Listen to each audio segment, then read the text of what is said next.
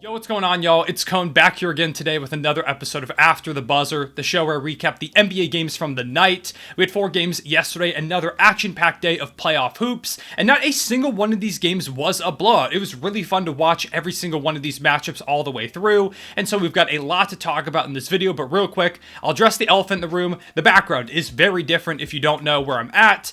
This was my old setup. I'm actually back home visiting family away from my apartment in New York City at the moment, so this is what the background's going to look like for about a week or so, just to let you new subscribers know. But like I said, 4 playoff games to get into, and we're going to begin with Cavs versus Knicks, which is a very intriguing series. This was one of my picks to be potentially the best series of the first round, and it's been great so far. The Knicks stole Game 1 in Cleveland. The Cavs struck back, blowing out the Knicks in Game 2. And Game 3 actually was the Knicks getting a blowout themselves. The first game in Madison Square Garden saw the Knicks completely clamp the Cavaliers, holding them to just 79 points, the lowest point total scored in a game by any team this season, whether it's regular season or playoffs. It was a dominant effort. They looked great on both sides of the ball, winning by 20 points. Defensively, they've looked amazing this series after being kind of wishy-washy defensively over the course of the entire season. They've shown that they're able to lock it in when it comes to these high-level playoff matchups, which is exactly what they've done. And so, being up 2-1 going into Game 4 in Madison Square Garden, the Cavs needed this win. They couldn't go down 3-1. Even if they were going back home for Game 5, they had to make some statement here. Well, the Knicks really need to keep this momentum going forward, because even though the Cavs have shown to be pretty vulnerable, you don't want to be tied 2-2 going to Cleveland. You want to go ahead, take that commanding series lead, and establish yourselves as the clear favorite in the series. And like last game, the Knicks came to play from the get-go, establishing a big lead in the first half. Darius Garland couldn't seem to get anything going. Donovan Mitchell was also struggling. The Knicks were destroying them on the boards, as has been typical in this series, and they were up by 9 heading into the second half. But in the third quarter, the Cavs kind of showed flashes of what they can be at times. The offense was dynamic. The defense looked good. Darius Garland got going. Mobley and Allen were playing well, as well as two bigs playing off of each other with Garland as their lead guard. It was just beautiful. It looked like the Cavs that I expected to see more of in this series, but ultimately it wasn't enough to establish a big lead or anything. They were only down 2 going into the fourth quarter, where once again the Cavs just fell apart. They couldn't seem to execute at all. Their offensive actions were all getting completely shut down. They were trying to go to a lot of ISO ball, which wasn't working either because Donovan Mitchell could not get his shots to fall in this game. Meanwhile, the Knicks got big clutch performances from a number of guys. They out-hustled Cleveland, once again winning on the boards and on 50-50 balls, and ultimately just stayed the course down the stretch. Once again looked like the Knicks we saw in the first half and won this game, establishing a 3-1 lead over Cleveland in a series that they were underdogs in. I personally picked the Cavs to win this series, but New York has just looked like the better team almost every single game this series outside of that Game 2 blowout that they lost, and those are bound to happen. You're never going to win every game, and there are going to be some nights where even the best teams get blown out. From the start of this series to the end, New York has been firmly in the driver's seat for the most part, and it was once again the case in the fourth quarter of this game. Jalen Brunson once again was phenomenal. He had 29 points, 6 rebounds, and 6 assists. He's just so damn good. I can't believe how quickly he's played the narrative around from, at the beginning of the year, it was seen as an overpay to bring Jalen Brunson in for that type of money, and now he is one of the best value contracts probably in the entire league. I mean, when you have an all-star caliber player like Brunson, who's a big-time playoff performer, and he's only making a bit over $20 million, with that number steadily declining too over the course of these next few years, that's an unbelievable investment. The Knicks have gotten everything they wanted from Brunson and more. He's made them look like geniuses for bringing him in, and all around just can't say enough about how great Brunson has been. He's been the best guard in this series, going up against a backcourt in Cleveland that's one of the best in the league. Additionally, we've got to talk about Josh Hart, who had 19 points, 7 rebounds, 2 assists, and 2 steals, with 2 of those rebounds being huge offensive boards at the end of the game in the closing minutes that really just helped New York stave off any potential Cleveland comeback. He's just been the X factor for this team. Ever since they brought him in at the deadline, they've improved in a number of areas of the game. He's been so good whether he started or come off the bench. He's just such a perfect role player. He really is like a role player MVP type player where Sure, he's never going to be an all-star, but if you have him on your team, you're just going to be infinitely better if you put him in the right scenarios. Josh Hart, he hustles, he knocks down shots, he's just kind of a big-time player, and he's been so valuable for New York, all in the second half of the season, and in particular in these playoffs. Also deserving of a shout-out is Mitchell Robinson, who continues to be a menace on the offensive glass, grabbing 7 offensive boards in this game. He's been the best big for a majority of the minutes that he's played in this series, and that in itself is a big win. Once again, when you're going up against a front court that has Evan Mobley and Jared Allen, you don't expect Mitchell Robinson to dominate, yet he has. And finally, there's a couple more players I want to talk about the Knicks in particular, because a couple of days ago, when I did make a video talking about this series, I titled it that the Knicks have a big problem, and that big problem was the play of RJ Barrett and Julius Randle. Even though they were in a good spot leaving Cleveland with the series tied 1-1, to win the series, they were going to need better minutes from RJ Barrett and Julius Randle, two really critical pieces to this squad.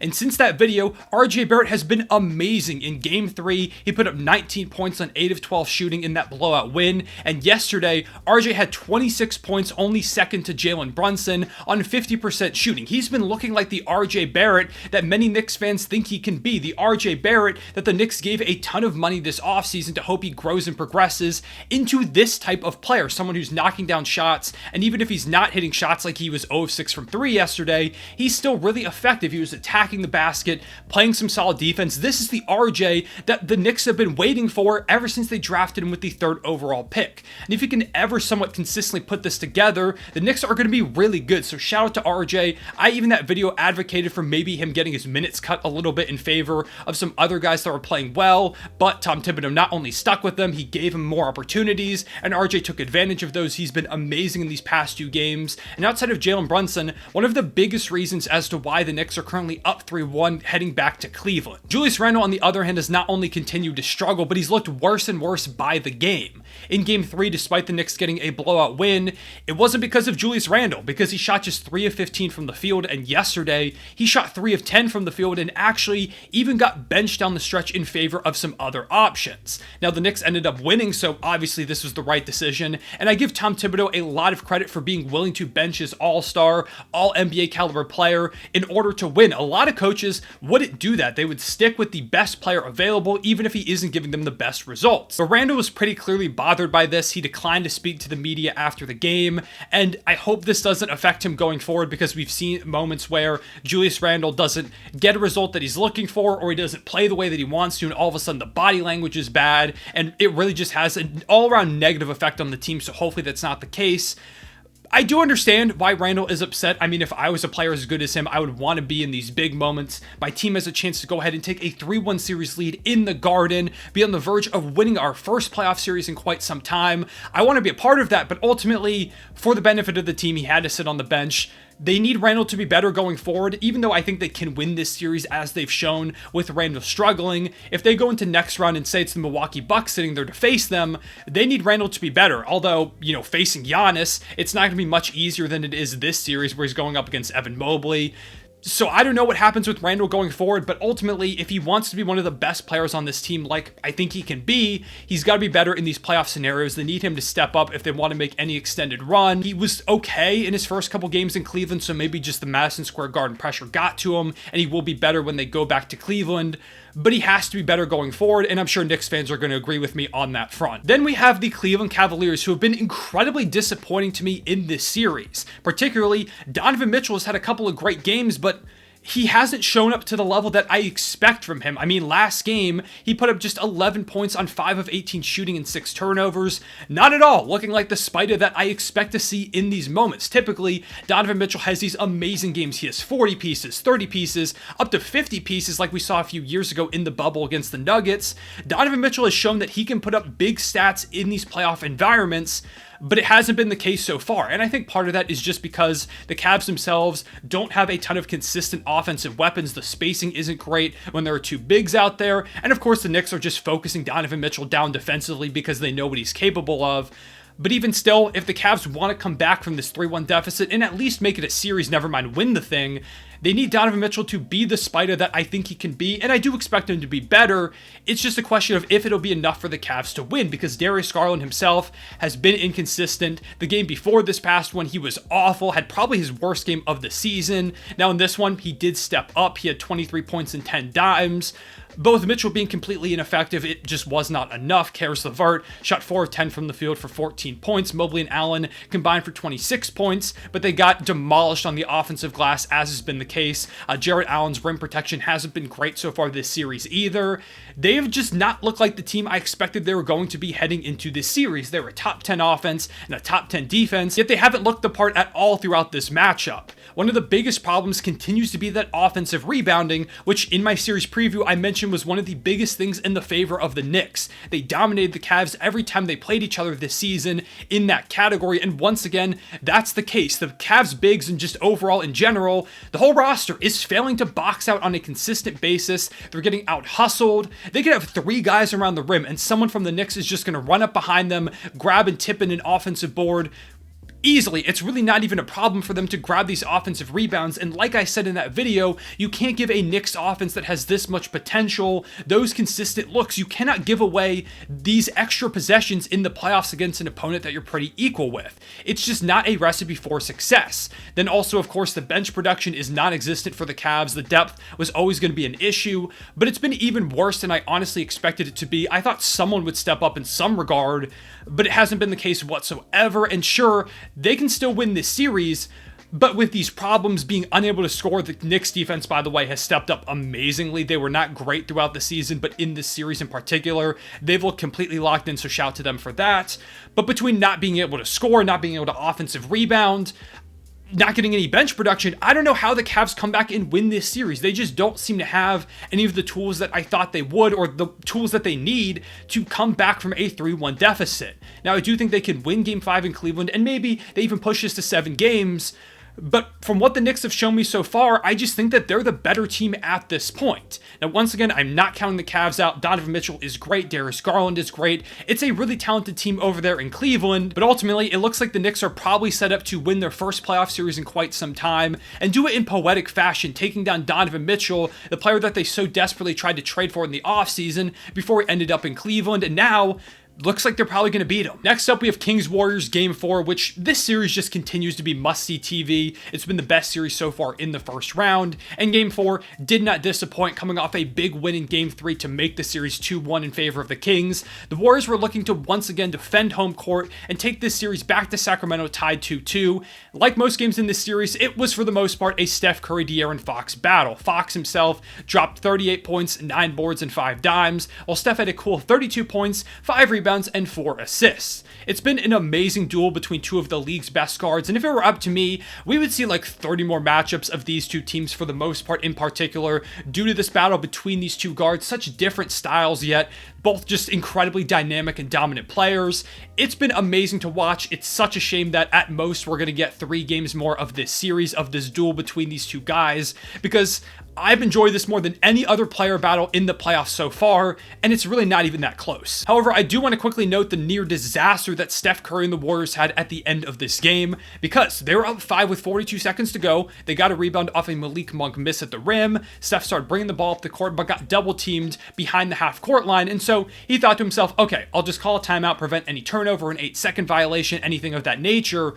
Except for the fact that the Warriors did not have a timeout. So not only did they get a technical foul, which Malik Monk hit the free throw to make it a 4-point game, but the Kings got the ball back. This gave them the opportunity to cut the deficit to 2 or 1 with a 3, which is exactly what they did, because De'Aaron Fox, who continues to just be unbelievable in the clutch like he's been all season, he had a big 3 to cut this to a 1-point deficit with 28.7 seconds left. Steph Curry followed this up by bringing the ball up the court and rushing a shot in the mid-range, which was a good look, but you could have taken basically all the time off the game clock if you just waited a little bit longer. However, he misses, the Kings get the rebound and have a chance to win this game at the buzzer. De'Aaron Fox gets the ball, because of course he does, but he gets doubled. He's not able to get past Steph Curry and Draymond Green, so he kicks it over to Harrison Barnes, who gets an amazing look at a 3. Like, it was as open as you're going to get on one of these final possessions. However, Harrison Barnes misses the what would have been poetic game winner as a former member of this Warriors team, part of that 2015 championship squad. It would have been poetic to see him help the Kings take a 3-1 lead on Golden State in Golden State itself, and the Warriors pushed the series to 2-2, defending home court, going back to Sacramento all tied up. Steph Curry, despite this near blunder, had an amazing game, but Lord, if the Kings won this one, nobody would have stopped talking about that with Steph Curry. He would have gotten a ton of slander, but thankfully, the Warriors do end up winning. It's just been an amazing series. So many games have come down to the wire. In addition to Curry having a good game, Wiggins had a wild stat line of 18 points, 18 boards, 3 assists, 2 steals, and 4 blocks. Klay Thompson had his best game of the series with 26 points, as did Jordan Poole, who had 22 points, remaining in the starting lineup actually in favor of Draymond Green, who came off the bench in his return from his suspension and had a good game overall. He had 12 points, 10 boards, and 7 assists, although he did shoot 3 of 14, which isn't exactly what you want to see. As for the Kings, Keegan Murray found his shot and had his best game of the series by far in this one with 23 points. Davion Mitchell continues to have a really solid series as well with 12 points. Malik Monk had 16 but shot pretty poorly. Domantas Sabonis had 14, 7, and 8, but they still need more from him. He's just been really ineffective whenever they've gone to him down low in the post. He's been unable to take advantage of really any mismatches, and even when he goes up against Draymond or Kevon Looney, he's getting stonewalled. He's consistently going to that left hand, which the Warriors are doing a great job of shutting off. His offensive game has just been pretty much non-existent in this series, which the Kings can't continue to have if they want to take down the Warriors, who now have all the momentum. But I do think that if the Kings can get Sabonis to play just a little bit better, Fox continues to do his thing, the shooters knock down some shots back in Sacramento, they can still definitely take this series, even though the Warriors have the momentum going forward. And I cannot wait for Game 5 and the eventual Game 6, and hopefully an eventual Game 7, which to me feels like kind of where this series is eventually going to go. Next up, we had Timberwolves versus Nuggets, which was an opportunity for Denver to go ahead and close out this series, getting a sweep over Minnesota. I believe the broadcast said it would have been their first sweep in franchise history, which is kind of surprising, but it's also the first time the Nuggets have been the 1 seed, so I guess it makes sense. And ultimately, I thought that's what the Nuggets were going to do. They've just been far better than the Timberwolves in their first 3 matchups. But in somewhat shocking fashion, the Wolves were actually up 12 with under 3 minutes to go. Anthony Edwards was playing well, Rudy Gobert was playing well, Kyle Anderson has some big moments defensively, they were locking up, and all of a sudden, it felt like this series was going to be extended. Wolves fans started chanting, "Wolves in 7, Wolves in 7. Anthony Edwards and the bench are getting hyped. It looks like Minnesota's actually going to do this thing and prevent the sweep. And then they did what we've seen pretty much all season from this Wolves team and blew the lead in basically no time whatsoever. They gave up 3 straight threes and a Nikola Jokic fadeaway bucket on 4 straight possessions to give them a 1-point deficit. Rudy Gobert then got blocked on the other end, and the Nuggets have the ball 12 seconds left with a chance to go ahead and win with a single shot.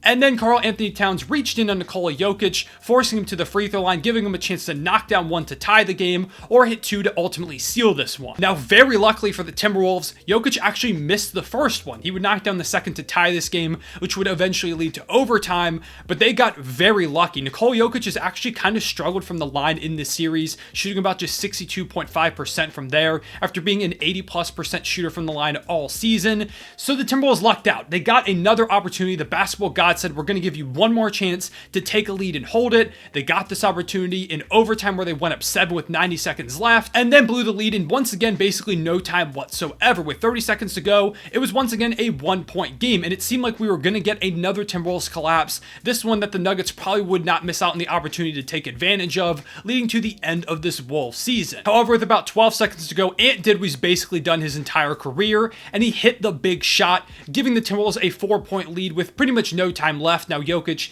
did get a pretty wide open look at a 3 to try and cut this to a 1-point game with about, I believe, 8 seconds to go. However, he would end up missing, and the Wolves not only win this game, but they extend the series, they keep their season alive, and it was one that was headlined by Anthony Edwards, who finished the game with 34 points, 6 boards, 5 assists, 2 steals, and 3 blocks. He's ridiculous. He has incredible two-way potential. He's an electric athlete. He hits big shots like he did in this game. He's going to be one of the faces of the league going forward. He's a superstar in the making. There's not much more I can say. Ant is just incredible. He's ridiculous. He's become the face of this Timberwolves team. Meanwhile, Rudy Gobert had a good game as well with 14 points and 15 boards while playing pretty good defense. A lot of people were trying to say that he sucked defensively because Jokic had a monster game, but honestly, he was playing great defense for most of those possessions. Jokic is just ridiculous, and he finished this game with 43 points, 11 boards, 6 dimes on 57% shooting, with really the only big blemish on his performance being that missed free throw. Jamal Murray struggled in this one, shooting just 8 of 21. They need more of the Murray that they've seen in the previous few games rather than this one going forward, which I think is exactly what they're going to get. Once again, I do think that they ultimately win in 5 games, but for now, big win for Minnesota. They keep their season alive, and Anthony Edwards is just ridiculous. Finally, we had Celtics versus Hawks, which is still a series that I haven't talked much about because it's just not all that interesting. I mean, the Hawks got a big win last game, and in this one, they were pretty close. They had it within 5 with about 4 minutes to go. However, the Celtics ultimately beat down on them in those last few minutes. They're just far better, and they were dominant in that final stretch. Jason Tatum led the way for Boston with this win, pushing things to 3-1 with 31 points, including 16 that came in that fourth quarter. Jaylen Brown matched him with 31 points as well. Derek White at 18, Marcus Smart at 19. Robert Williams continues to look phenomenal, racking up 13 points, 15 boards, 3 rebounds, 2 steals, and 2 blocks. Brogdon at 14 points. It's just an unbelievably deep team. They had 6 double-digit scores in this one. They're talented, they're deep. There's a reason the Celtics are looked at by a lot of people as the favorite to win the East, and they showcased it all in this game. Meanwhile, for Atlanta, they did get a good game from Trae Young, who's had a couple back-to-back good performances. He had 35 points and 11 dimes. He's starting to find his playoff stride, even though the Hawks are probably going to lose this series next game. DeAndre Hunter had 27 points. DeJounte added 23, 9, and 6, although there's a chance he might be suspended because a video came out after the game of him like chest bumping and almost headbutting a referee. He just kind of walked up right to the ref and bumped him. I'll try to include a video here if I remember. But yeah, it might lead to a suspension. I don't think it will, and ultimately it doesn't really matter. I still think Boston wins this one in 5, even though the Hawks have shown a little bit more fight than I thought they were going to. Meanwhile, I guess I should quickly touch on John Collins, who shot 1 of 9 in this game for 5 points. He continues to be a terrible contract. I don't know what happened to him. He's just completely fallen off a cliff. I don't know if it's a roster construction issue, if it's a confidence thing. Maybe he just gets a new environment and he once again looks like a young rising star. But John Collins has just been completely ineffective all year, and in this series in particular, he's playing some of the worst basketball that he's ever played. With that, those are my thoughts on these games. Let me know in the comment section below what your biggest takeaways were from these matchups, and who you have winning each of these series. Who was the best player on this slate of games today? I appreciate y'all watching. Please make sure to leave a like and subscribe if you enjoy. It helps the channel out a ton, and hit the notification bell so you don't miss out on any of these videos. I'll see y'all later. Real one, say it back.